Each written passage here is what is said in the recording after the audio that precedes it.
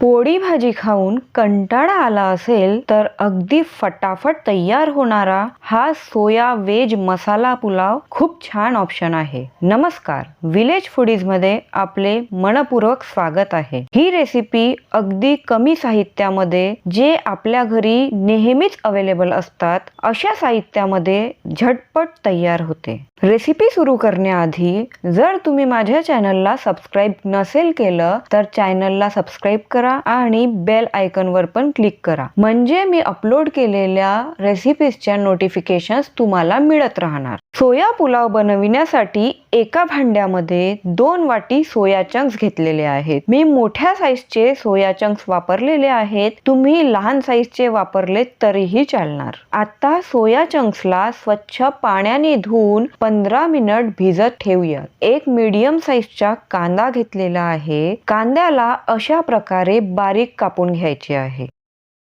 सगळ्या मिरच्यांची देठ काढून घेत आहे। आमच्याकडे तिखट खातात त्यामुळे मी 8 ते 10 हिरव्या मिरच्या घेतलेल्या आहेत। तुम्ही तुमच्यानुसार 5 ते 6 हिरव्या मिरच्या वापरू शकता। थोडेसे हिरवेगार कोथिंबीर घेतलेले आहे आणि मिक्सरच्या पॉट मध्ये बारीक चिरलेला कांदा, हिरवी मिरची आणि कोथिंबीरचे आपण वाटण तयार करून घेऊयात। 2 ते 3 मीडियम साईजचे कांदे घेतलेले आहेत। कांद्यांना अशा प्रकारे लांब लांब कापून घ्यायचे आहे। असे पातळ कांदे कापलेत आणि ह्यांना सोनेरी रंग येतपर्यंत तेलात परतून घेतले की ह्यांचा खूप छान टेस्ट येतो। कांदे कापून झालेले आहेत तर कांद्यांना अशा प्रकारे वेगळे वेगळे करून घ्यायचे आहे। कांदे असे वेगवेगळे केल्यामुळे तेलामध्ये लवकर तळणार आणि खूप छान अशी चव येणार। एक मीडियम साईजचा आलू घ्यायचा आहे। आलूला अशा प्रकारे सोलून घ्यायचे आहे। आलू सोलून झाल्यानंतर ह्याला मीडियम साईज मध्ये मी कापून घेणार आहे। एका भांड्यामध्ये पाणी टाकून आलूला ह्या भांड्यामध्ये भिजत घालूयात। आलूला पाण्यात ठेवल्यामुळे आलू काळा पडणार नाही। फुलगोबीचे पीसेस करून फुलगोबीला सुद्धा पाण्यामध्ये टाकून घेऊयात। एक मीडियम साईजचा टोमॅटो घेतलेला आहे। टोमॅटोला अशा प्रकारे बारीक कापून घ्यायचे आहे। सोया चंक्स छान भिजलेली आहे तर ह्यामधले पूर्ण पाणी निथारून घ्यायचे आहे। हे बघा, अशा प्रकारे थोडे थोडे सोया चंक्स घेऊन सोया चंक्स मधले पूर्ण पाणी निथारून घेत आहे। आलू कोबी मधले पूर्ण पाणी निथारून घेत आहे। तर मग आता मॅरिनेशन तयार करण्यासाठी एका बाउल मध्ये आलू, कोबी, सोया चंक्स ह्या सगळ्यांना एकत्र करून घ्यायचे आहे। त्यानंतर ह्यामध्ये 2 मोठे चम्मच दही, 1 चमचा आलं लसूणचं पेस्ट, चवीनुसार मीठ, अर्धा चमचा तिखट पावडर। तिखट पावडर तुम्हाला जर जास्ती तिखट खायचं असेल तर तुम्ही जास्ती वापरू शकता। अर्धा चमचा हळद पावडर, अर्धा चमचा धनिया पावडर, थोडासा गरम मसाला पावडर। ह्या सगळ्या मसाल्यांना टाकून छान पैकी मिक्स करून घ्यायचे आहे। मी चम्मचनी सगळ्या मसाल्यांना आणि भाज्यांना मिक्स करून घेत आहे।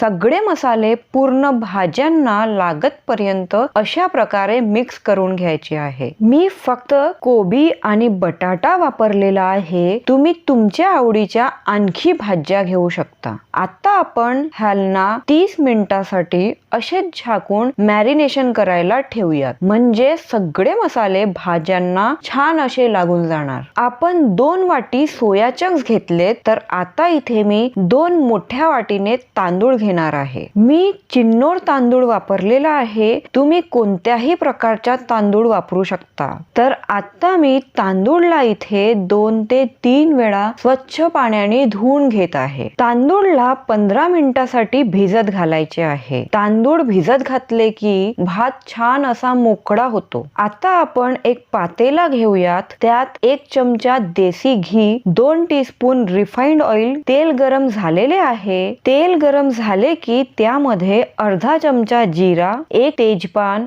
एक कर्णफूल, एक मोठी इलायची, 2 ते 3 लवंग, 2 दालचिनीचे तुकडे, 2 ते 3 काळी मिरे टाकून घ्यायचे आहे. 3 मीडियम आकारचे बारीक चिरलेले कांदे टाकून कांद्यांना लालसर रंग येतपर्यंत अशा प्रकारे परतून घ्यायचे आहे. कांद्यांना छान असा लालसर रंग आलेला आहे, तर आता ह्यामध्ये 2 मोठे चम्मच आलं लसूणच्या पेस्ट छानपैकी परतून घ्यायचं आहे.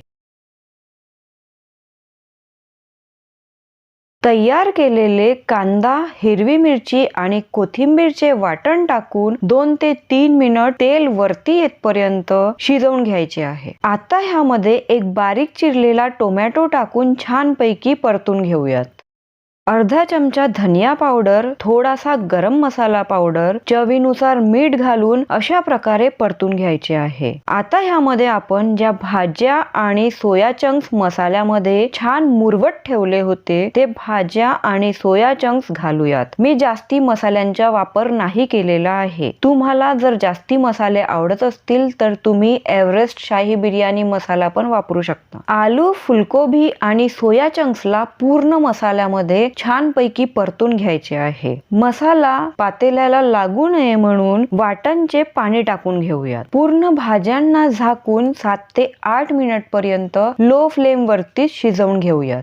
सोया पुलाव मी दमवर शिजवणार आहे, तर त्याकरिता एक पातेला घेऊन त्यामध्ये पाणी टाकलेलं आहे. चवीनुसार मीठ टाकून पाण्याला उकळी येतपर्यंत ठेवूयात. पाण्याला एक उकळी आली की लगेच ह्यामध्ये जे आपण भिजत घातलेले तांदूळ होते ते घालून घेऊयात. आता एक उकळी येतपर्यंत तांदूळ शिजवून घेऊयात. तांदूळला 70% शिजवून घ्यायचे आहे. बाकी 30% तांदूळ आपण दमवर शिजवून घेणार आहोत. मधामध्येच भाज्यांना एकदा फिरवून घेऊयात. बघा किती छान असा रंग आलेला आहे, तेल पण वरती आलेलं आहे. तर आता आपण 2 वाट्यांमध्ये हिरवा आणि शेंद्री कलर घ्यायचा आहे. त्यामध्ये थोडेसे दूध टाकून छान मिक्स करून घेऊयात. भाज्यांवरती भात टाकून पूर्ण भाताला अशा प्रकारे पलटून घ्यायचे आहे. अशा प्रकारे पूर्ण भात पसरवून घेऊन झाल्यावर ह्यावरती कलर टाकून झाकून मीडियम आचेवर 10 मिनिट शिजवून घेऊयात. सोया पुलाव बनवून पूर्णपणे रेडी झालेले आहे. तर आता गरमागरम सोया चंक्स पुलाव सर्व करून घेऊयात. हे तुम्ही दह्यासोबत किंवा कढी सोबत पण खाऊ शकता. खूप अप्रतिम लागतं. तर अशा प्रकारे आज आपण अगदी सोप्या पद्धतीने कमी मसाले वापरून सोया पुलाव कसे बनवायचे बघितले.